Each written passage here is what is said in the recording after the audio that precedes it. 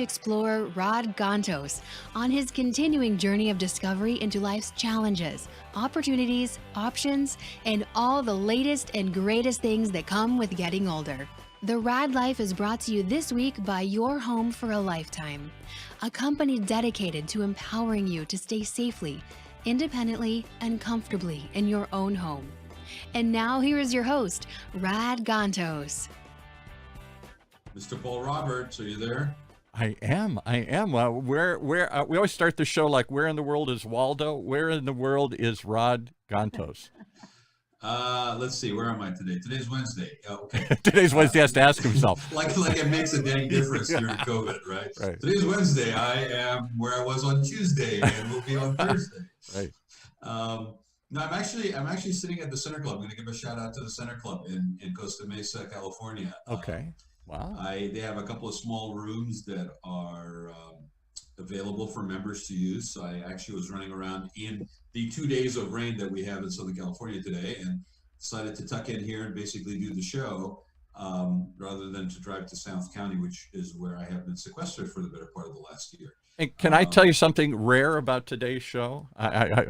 This is really rare. So I just have to point this out. That we all showed up. What's rare? It really is that you all showed up today, because you're all going to laugh, but we're in Southern California today. If people listen to this later or live somewhere else, and it's raining today. And we have already had 2 shows in a row, the guests canceled. And they're not even coming into our studio here at UC Irvine. That's crazy. Okay, I understand. They canceled because it's raining. They canceled from home? They canceled from home. That's a first.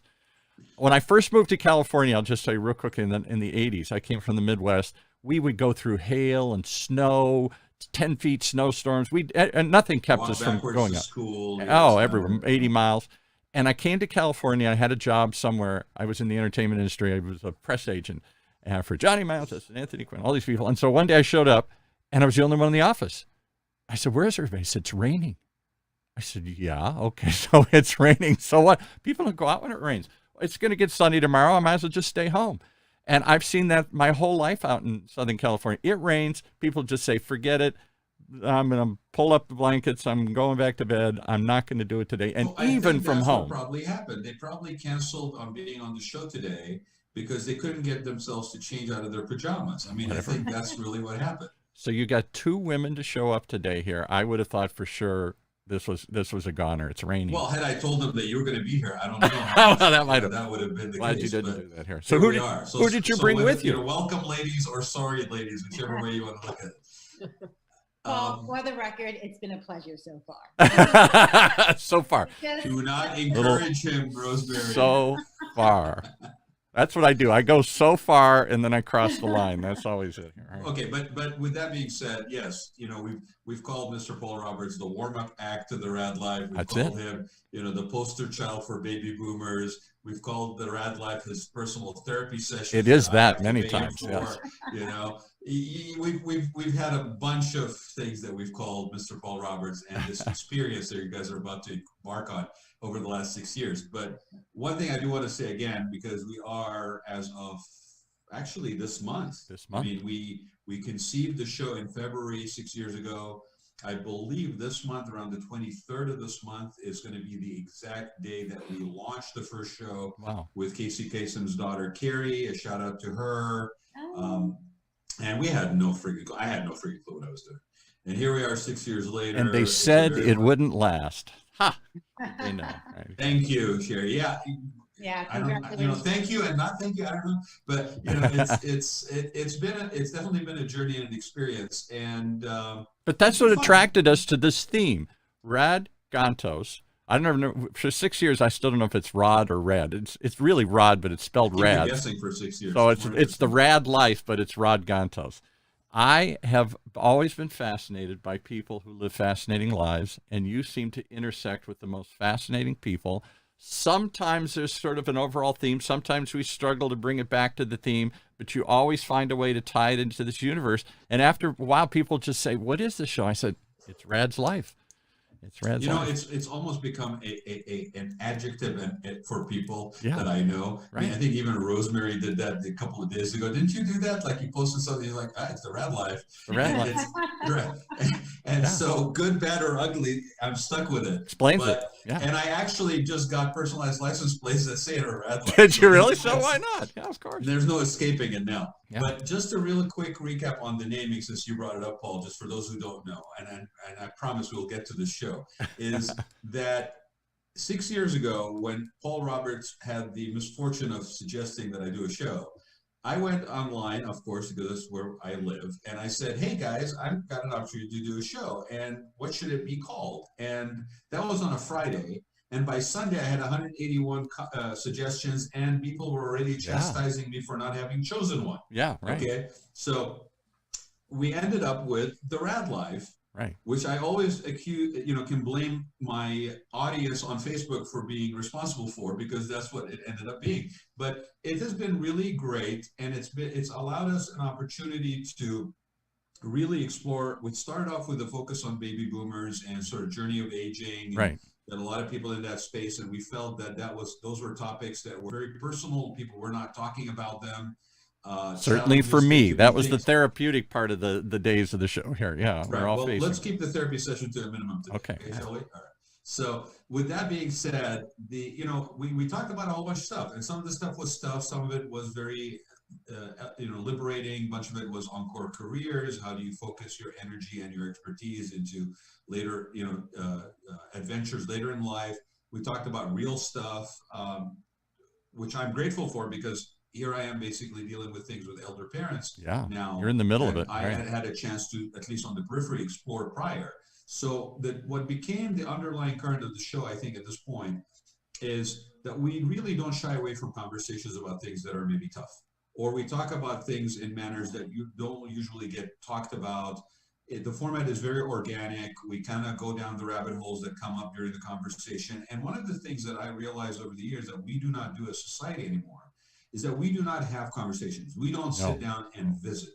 No. When we get together because we have an agenda, we have a to-do list, yes, we have a set goal or problem we have to solve.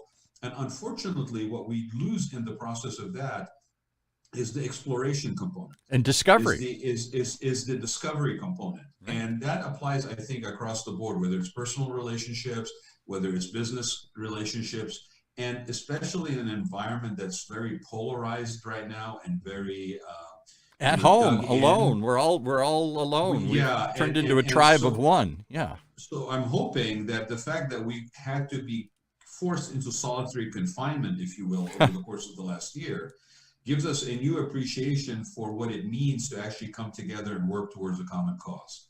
Because without that, we literally are islands upon ourselves, and we as human beings, I don't care what you think, are not genetically programmed to be non-social animals. No. And I think with that, I really want to introduce you guys and give you a chance to tell your own backgrounds and stories, because I find it fascinating how people find their way to doing things that are maybe greater than themselves sometimes, and where they bring part of their experience and seasoning to bear towards something that is for the good of others.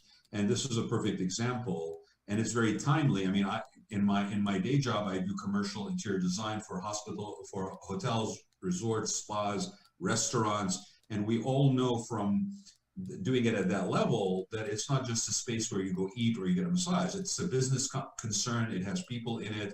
There's training components that are important. There's sophisticated leadership lessons that need to be learned along the way. And a lot of times those don't get offered. And with that being said, I want to introduce Rosemary and Sheri from GLEAM Network. And this is really part of what we're continuing to do right now, which is this COVID Chronicles. We've all been in this thing together for about a year, and we have been forced to look at things differently, apply ourselves differently. People have had a choice, really, honestly, in my opinion. Either have a bunker mentality or a growth mindset, whether that is a personal growth mindset or in your business or in your community.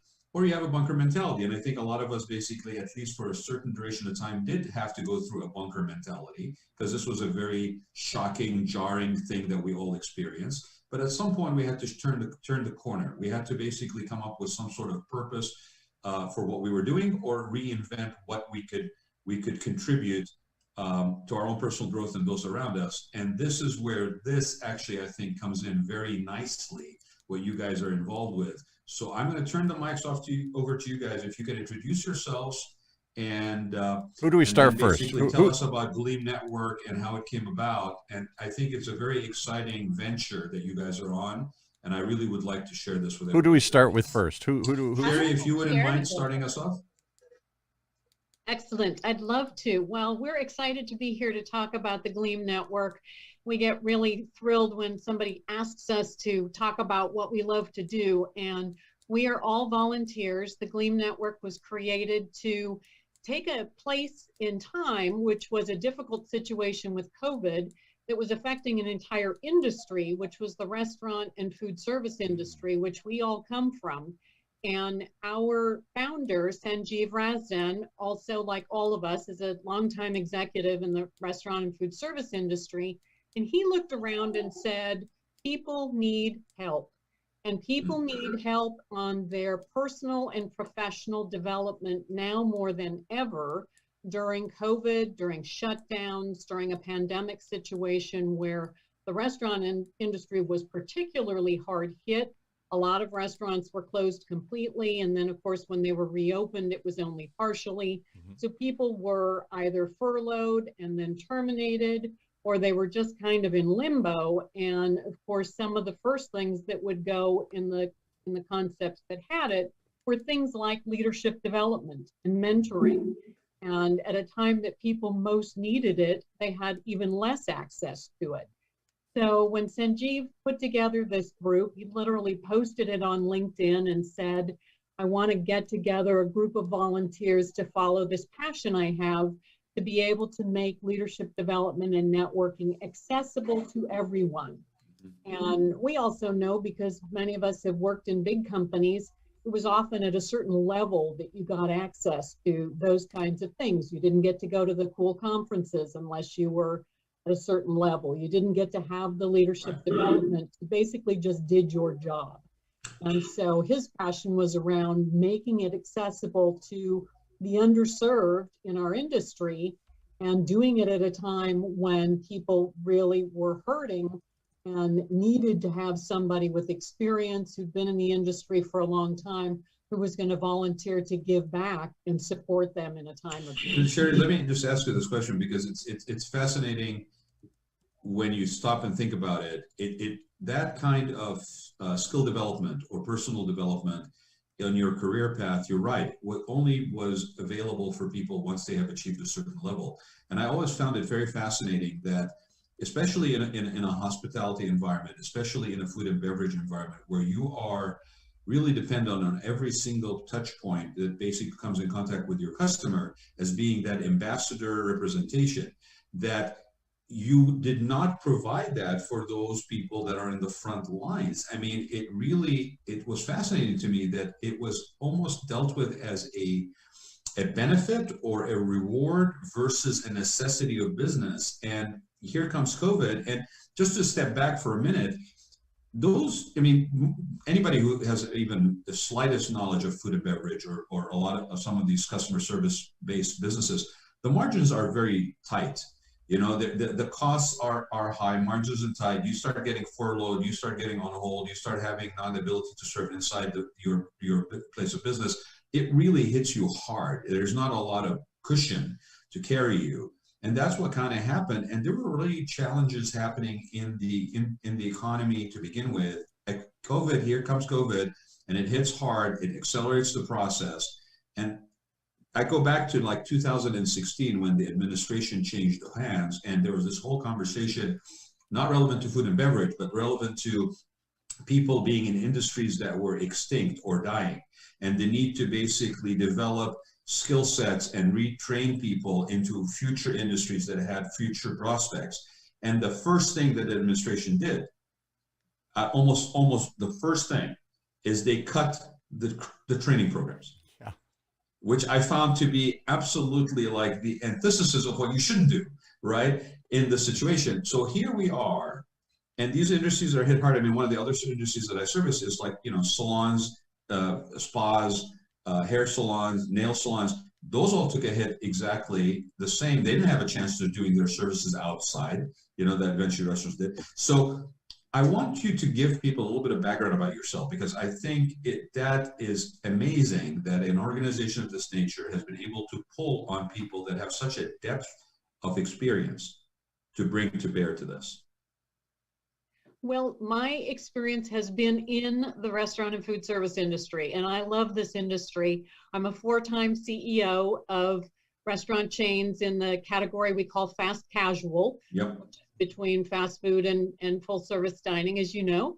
And my path to the C-suite was up through operations. So I served in P&L roles and worked with companies like Taco Bell and Seattle Coffee Company, and came up through the ranks through operations. And I will tell you, my first management position was a little unusual. I ran a 1,900-bed hotel on the top of the Alaska pipeline. What? And not too traditional.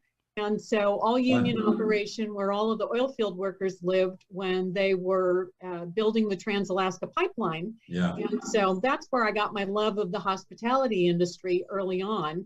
And I can also remember putting myself through college in the early days. My early morning job that I could do to carry my full school schedule was prepping and serving breakfast at a nursing home at 5 o'clock in the morning, so I could get time to get my classes. And so long time in this industry, love this industry, and really have seen the opportunities that are available to you if you avail yourself of them.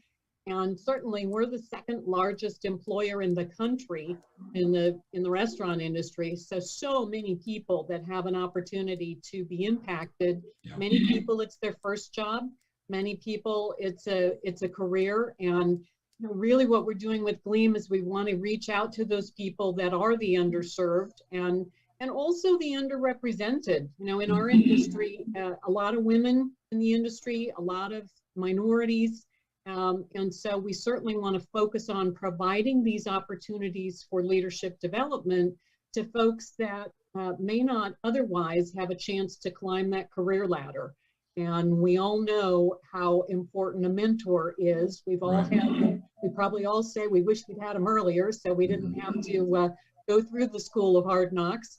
But definitely providing a mentor and this kind of development to people in their careers is something that we're pretty passionate about, and it's because we've been in this industry and we've seen the great opportunities that can be provided. So Sheri, what was it that, because I'm assuming, and I think Rosemary may have shared this with me already, but you were kind of either retired or semi-retired. What was it about GLEAM that actually pulled you out of that? What was it that made you want to contribute to this particular network?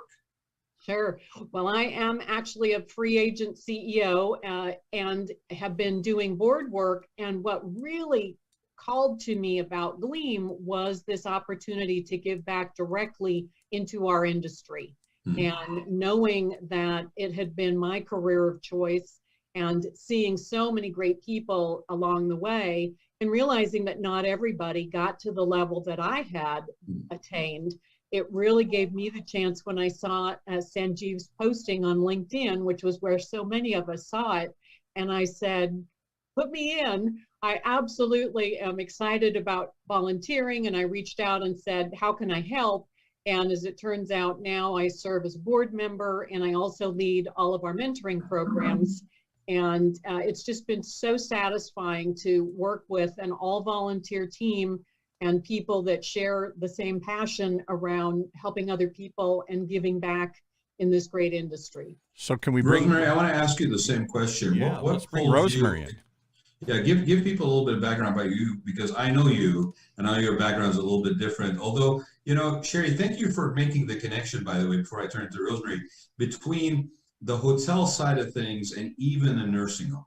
Like people, I think, forget that all those layers actually fall under the idea of hospitality. I have to constantly remind people that the word hospitality comes from the word hospital, that comes from the hospitalers, that were basically the places where the pilgrims to the Holy Land stayed on the way to the pilgrims to the Holy Land, and then, the Knights Templars and all that good stuff and all swords and whatever.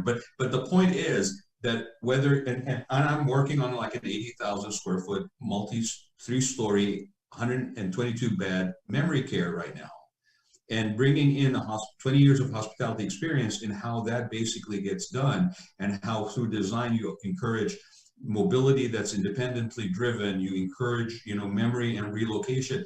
Those are things that we bring with us in order to make the environment hospitable. So whether it's a restaurant, whether it's so thank you so much for making that connection when you were talking, because I think it is important. And then with that, I'm going to turn to Rosemary, because that's kind of fits into where you're coming from and what your background is. Rosemary, you're on.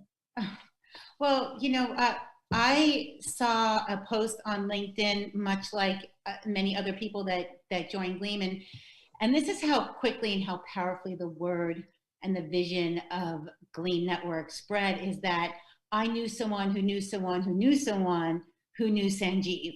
And so I saw her post, and she had posted that she had signed on as a mentor. And I thought, this looks really interesting. So I did some research. I did some research on Sanjeev. You know me, I have a very forward personality. So I just reached out to Sanjeev directly, and I said, hey, Sanjeev, nice to meet you. Love to know more about GLEAM, and let's see, if it's a fit for me to get involved.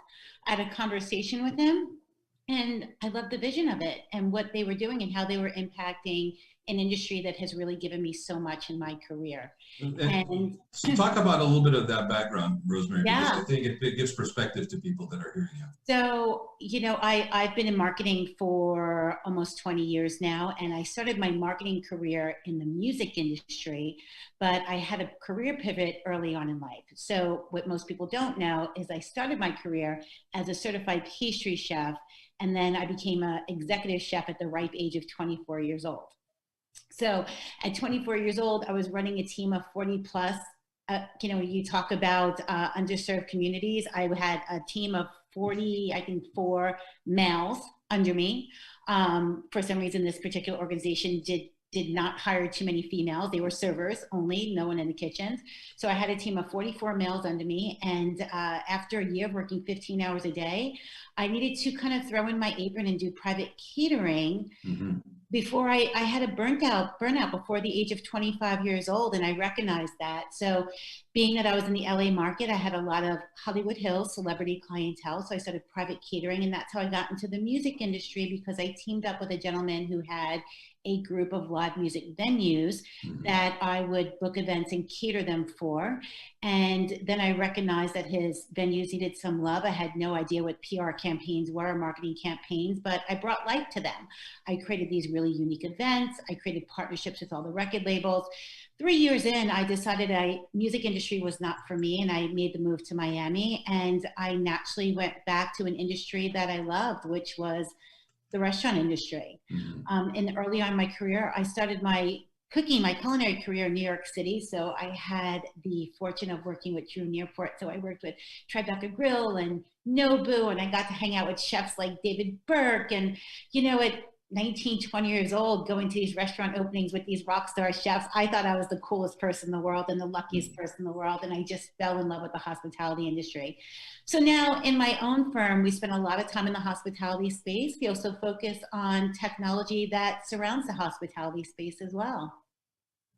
Yeah, and so it's a nice real range of experience that you guys are bringing to GLEAM. And in the course of the mentorship program, and Sheri, if you can tell us a little bit more about that here in a minute, I think it provides for opportunities for people to maybe not just even grow within their own, sphere of work right now or skill set, but it also opens up opportunities for them to consider maybe other possibilities within the same industry. And I think that's really kind of critical, because like just with what Rosemary mentioned, you start down a path and a journey in one direction.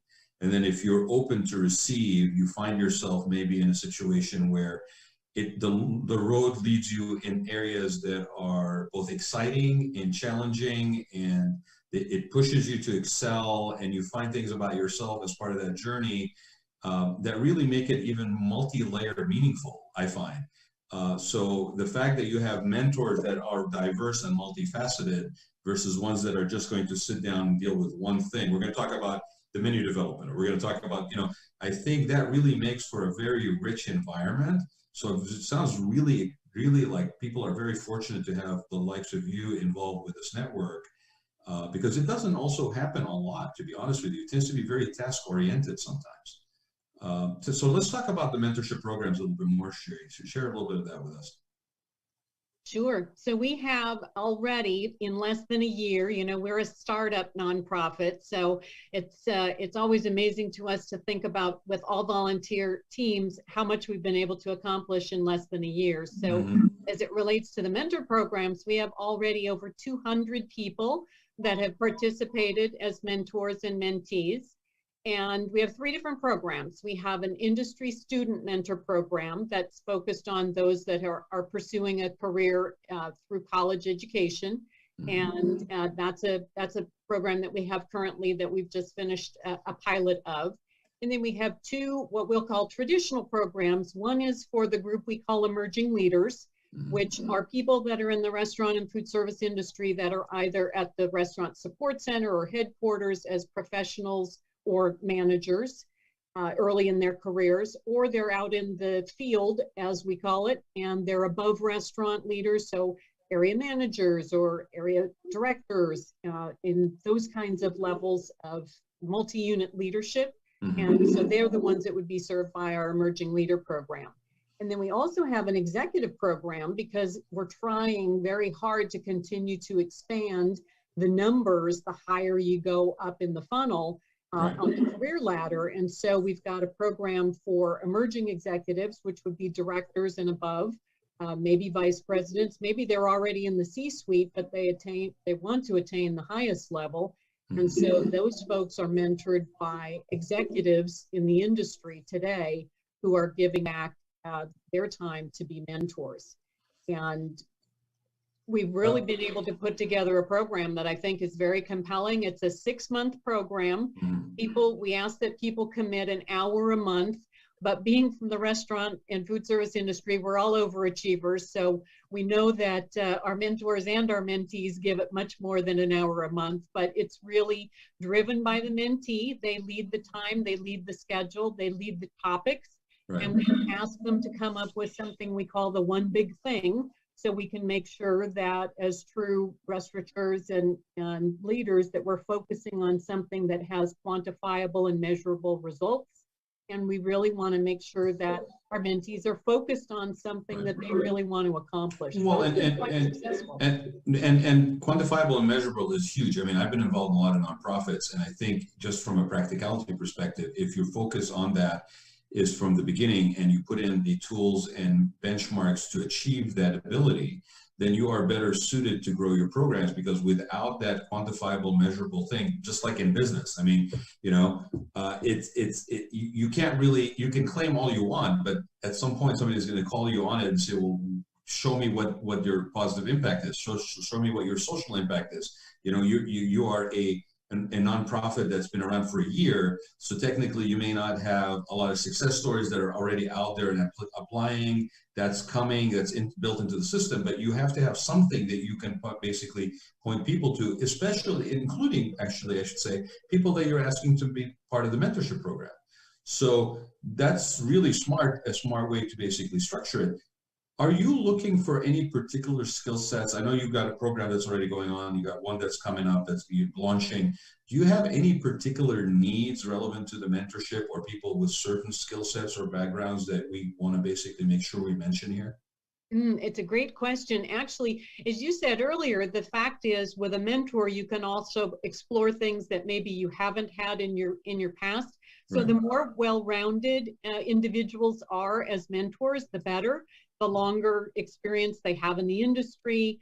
The fun thing about it is that we have such diverse individuals and their experiences are so diverse. And just listening to just Rosemary and I, our paths to get to where we are have been quite different. And so what we've found is by having our leaders coming in from all over the restaurant and food service industry, we're really able to fit most functional needs. So we'll have a cadre of people who come from operations or a cadre of people who come from culinary backgrounds.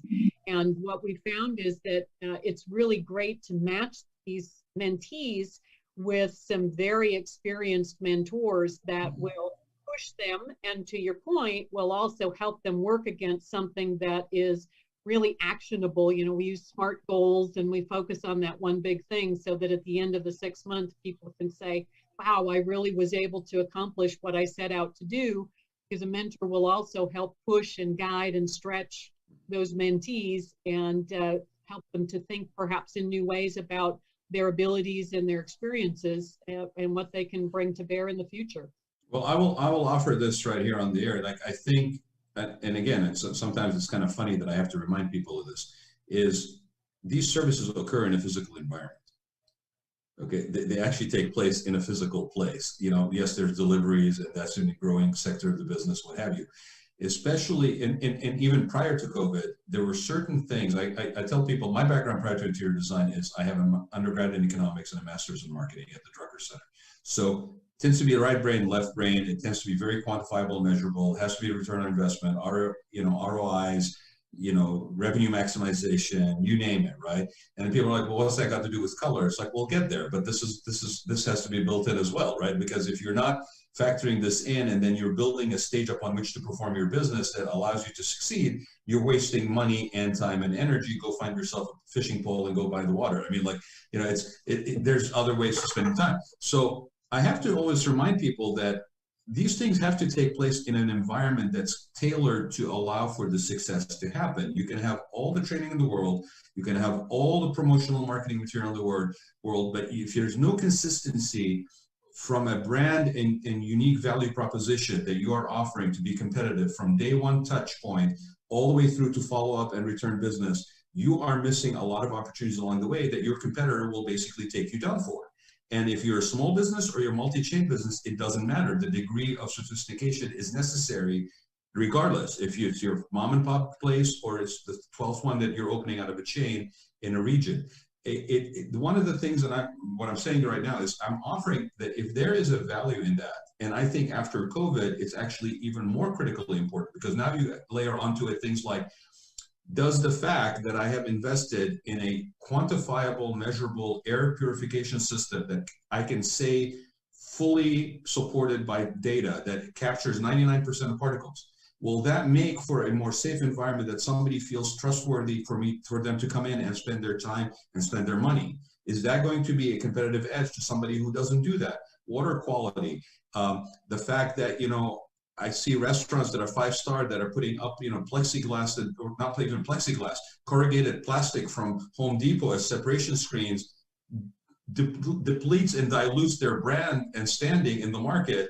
And yet it doesn't have to be that way. There's smart things that need to happen. And even though we are all getting vaccinated, the truth of the matter is purchasing habits, the way we interact with physical environments will continue to be with us at least until the end of this year. And and right now, as businesses are being given an opportunity to open up, these things, starting with how do I make people trust that they can come in and my place is safe, are as critical to the business succeeding than anything else that we put in there. So I'm offering, if there's value that you guys see in basically bringing in this layer in as part of that mentorship component, it may not be for maybe line workers, but it may be at a little bit of a middle management and upper management level. By all means, please just reach out to me. I'm more than happy to do that. I think the industry and what I do from my side of it, having such a much more positive impact on what we bring to the table, I think we have an opportunity right now to do that. Well, thank you so much. That is just incredible. And, I have a saying, you can never know too many fabulous people. And it really is You're very true kind. that we, especially in our business, it really is a people business, and it's so much about people who want to help and who want to partner and who are focused on the same thing, which is continuing to drive success. And in the case of the restaurant and hospitality industry, creating places where people will feel comfortable and will want to come in over and over. And of course, we know that the industry is probably one of the most safe and sanitary there is out there, because we've always lived in a world of having to comply with health department requirements. And so we're more safe and sanitary than a lot of places are from the start. But certainly coming through COVID with all of the additional things that the restaurants industry has taken on to be even more safe has helped. But I just really appreciate the offer, and thank you so much. No, absolutely, Sheri. I mean, I honestly believe that it is an important factor that sometimes gets missed. I mean, I'm not picking on the restaurant industry at all. Rosemary will tell you this happens in the hospitality industry all the time, you know, where these decisions are made, but you have opportunities that, should you even just stretch out beyond your immediate task-oriented, I got to get this thing done, you have the ability to capture much more usage, much more revenue generation, what have you. It happens in the spa industry all the time. Like, you know, they do trainings and products, and so much energy is put into that. And even, you know, front desk and answering the phone, whatever. And I'm like, you're not doing it in a vacuum. You're doing it in an environment. And we have been out of those environments for the better part of a year. We are now about to go back into those environments. If you think that you're going to be able to conduct your business the same way you conducted your business when you stopped doing this a year ago, you really should think twice, because those who are still around that are competitors of yours, they're hungry, they're lean, they're going to be creative, they have basically gone beyond survive and now looking out to how to thrive, and they're going to use everything in their power to get that edge on you. And you need to be aware of that. Serving good food, doing it in a safe environment, doing it with cleanliness, those are givens. Those are not the edges that you need. And Rosemary can speak to this even better than I am, because now we're talking about marketing, PR, differentiation of product, you know, in a tight market, in a competitive market where everybody now got less discretionary spending.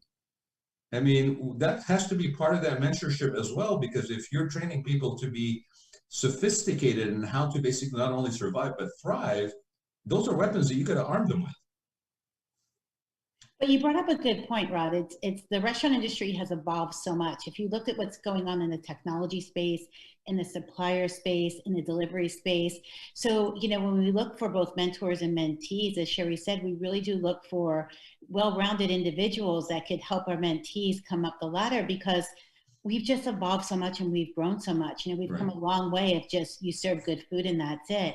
It goes into the technology, it goes into the marketing, it goes into the verbiage, it goes to your outreach, you know, and how quickly you want to grow. And also, especially as we hit the Black Lives Matters movement, you know, in early 2020, it's also your diversity, your inclusion, you know, who are you bringing up the ranks in your company? Well, and how that's going to reflect your company.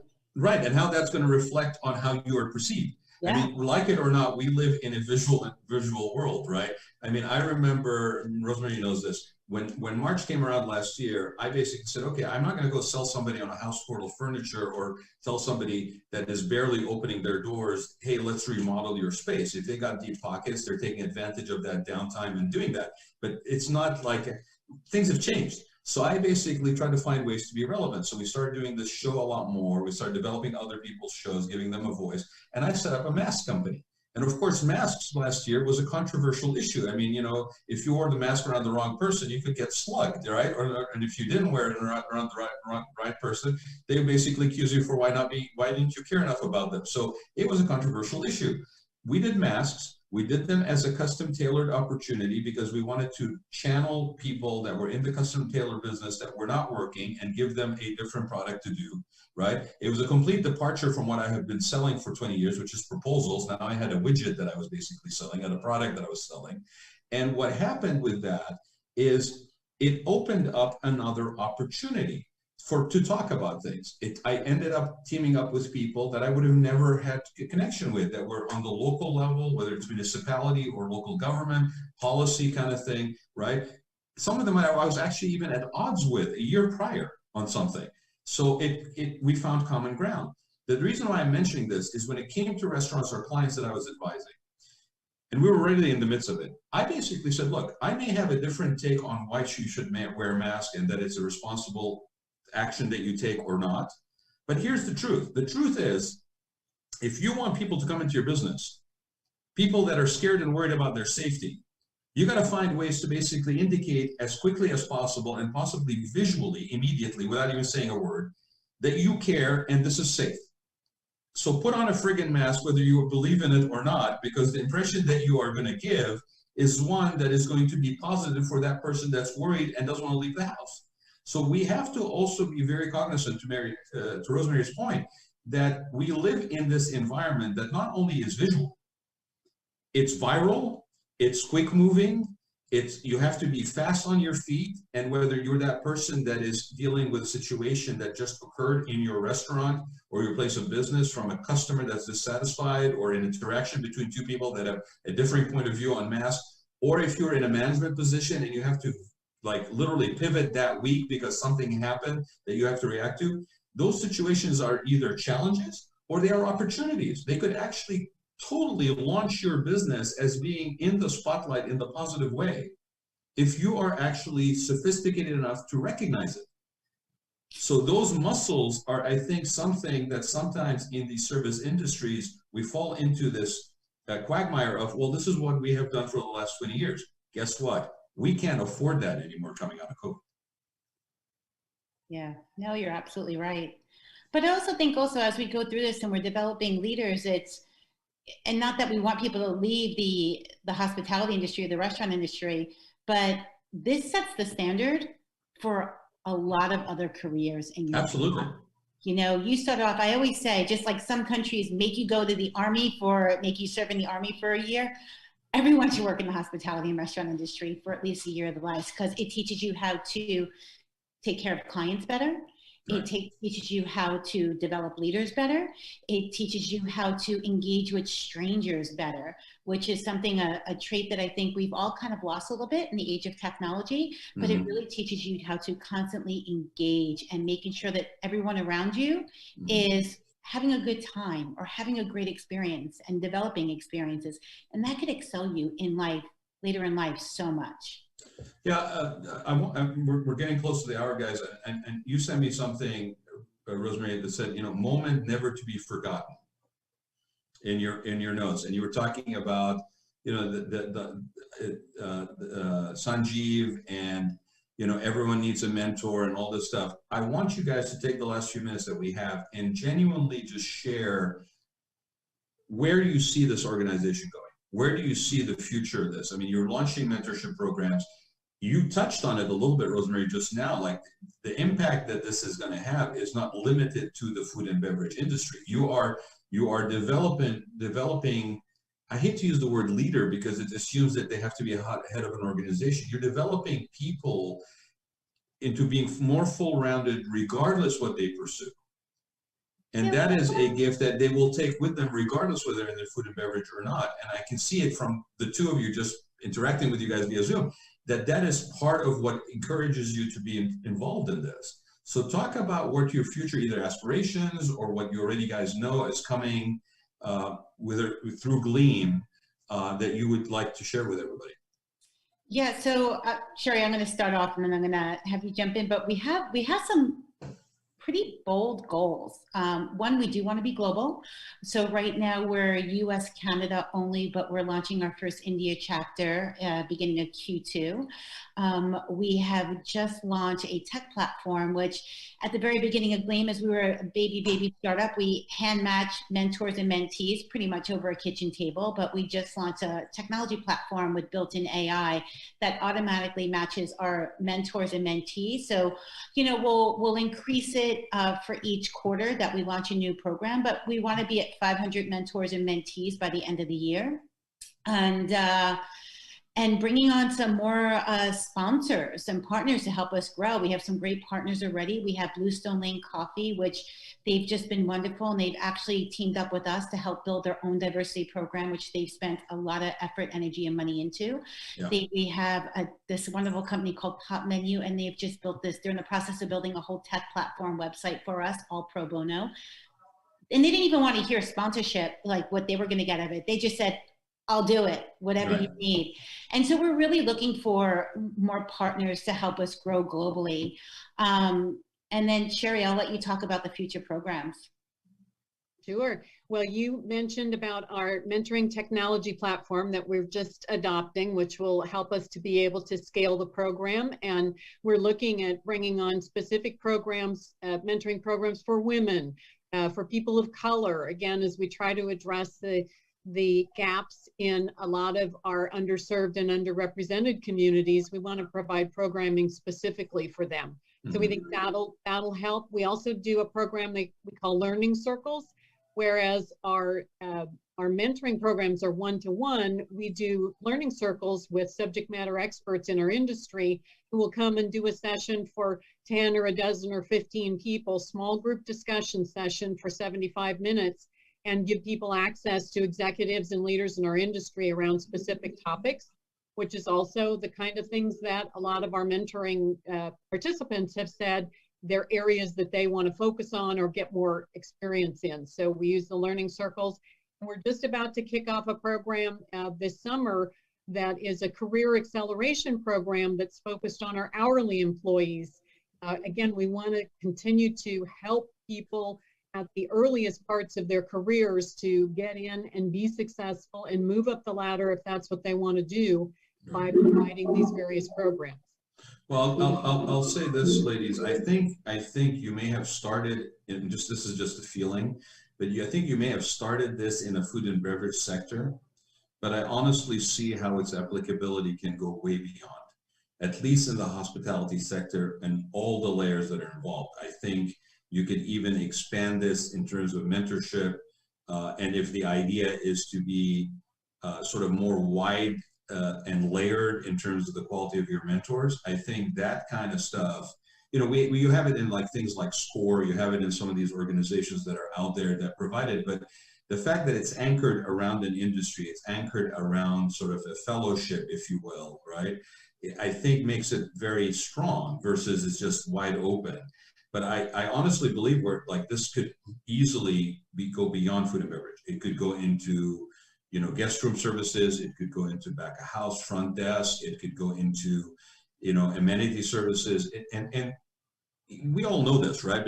And maybe the industry doesn't admit it as openly because it you know, I don't know why. Okay, I mean, I think we are ready, to be honest, and maybe even out of necessity need to look at a disruptive approach. And when I say disruptive approach, meaning one that will provide us with alternative ways of doing things that may be more productive, that may be more efficient, that may actually be more fulfilling for everybody involved, including the people that are working. I mean, at the end of the day, we started by saying every single person you get in contact with in any hospitality environment, restaurants or otherwise, that is an ambassador for not just the business, that's the ambassador for the culture that that business represents. And if that is not part of what is instinctive for them, you know, what's the old saying, you are the weakest link, you are the weakest link, and the system suffers. But yet human beings, when they're given an opportunity to grow in their own personal skill set, in their own sense of self, they bring that to what they are doing in every aspect, right? And so I really am appreciative that you guys spend the time, because like Paul, I had some idea of what GLEAM Network was, but I didn't really know a lot. And I'm really excited. I think this is going to have a very positive impact on a lot of people, including, and you know, the people that are mentoring. It's not just for, you know, I tell people when you volunteer, that's the biggest reward you get out of something, and it's a reward that no amount of monetary, you know, reward will give you. It's a different kind of reward. It feeds your soul in a different manner. Feed your soul, food and beverage. Okay, that was kind of a slip, but right. But Raad, I'm going to add in onto your point, because Yeah. I actually joined the organization as a mentor. I thought, okay, I'm going to do good for someone. I'm going to mentor them. But quickly, I realized that it had been my benefit, probably more than my mentees. And then I got even more involved in the program because of Sheri. Sheri called me up and said, hey, with your talents, can you help me do this? And I quickly jumped on board after working with Sheri. And she's such an amazing leader. And if you go into her committee meetings and take part of it, she just keeps everyone energized and really creates this community around how do you support each other. So we're not in this alone. We're here for something better, but we have each other to help create that something better. And so Sheri created this amazing probably organization within the organization with her committees. And then I was just addicted. And then I started working on the marketing committee as well. And, you know, I've gotten so much more out of it than just being a mentor. So you're right. As you come in, I'm so thankful for Sheri and Sanjeev and the entire committees I get to work side by side with on a daily basis, especially in a time of COVID, which as we touched on earlier, you are kind of locked in your home. So within this organization, all the committee leads and the committees and the members and the volunteers, you built a family. You really did. You know, in fact, Sheri always refers to it as, you know, your GLEAM brothers and sisters that you could support each other on and count on. And that's really what she's created and the entire team has created within the organization. Well, and relationships that we are building through COVID, I mean, just by the nature of them being different, right? These are relationships that are not 9 to 5. They're not relationships where, you know, you're working weekends. These are genuinely unconventional in the sort of their structure. And so it's an exciting time and sort of unpredictable what the benefits could be. I mean, it's really fascinating that we work in a way that's totally different, right? We work remotely. That has a benefit on certain levels, but we also understand and maybe appreciate more the need for in-person now than we ever did, right? Oh my God, I have to have another meeting to go to. Well, now it's like, I look forward to actually interacting with people, but I also don't want to have it be my life every single minute, right? So balance is important.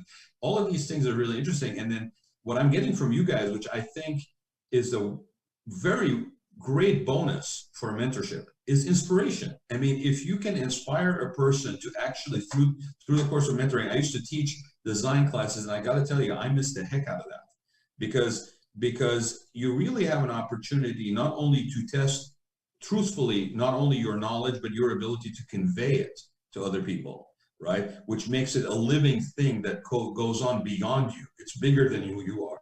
But at the same time, the ability to be both inspired by and inspire others, okay, is a huge thing that you gift each other with that goes beyond the subject matter itself. It's the underlying inspiration. It's the curiosity for finding out more, for building your skills.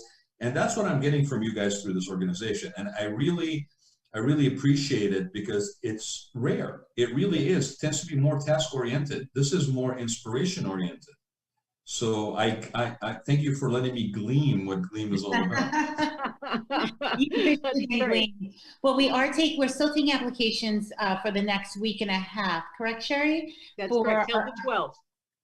Until March 12th for our upcoming cohort. So we are taking applications for both volunteer mentors and mentees for our emerging leader program and our executive program. So if you're interested, go on to our website at gleamnetwork.net and sign up. We'd love to hear from you. Yeah, and all that information. I mean, it's a great website. There's a lot of information on there. I encourage people to. I mean, we all know people in the industry, and you know, if they are they have nothing better to do with their time than listen to the show, then maybe you know they can actually look into this and give of themselves, or encourage people that they know that could use the benefit of having that mentorship. Because again, the fact that we are doing it remotely, the fact that it's sort of, we have become so accustomed to Zoom to the point where, you know, we're some of us are Zoombies, you know, during the course of the day. This takes away the scalability. I mean, have you noticed, guys, like a lot of the stuff we do now, we used to worry about how do we infrastructure-wise build this scalability of this? Like we have something really good, but how do we get it to more people?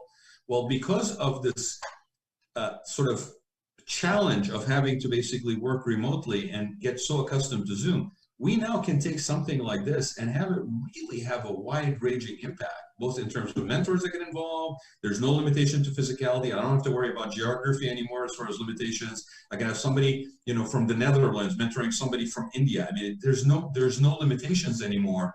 And you have the ability to also build customized training for people.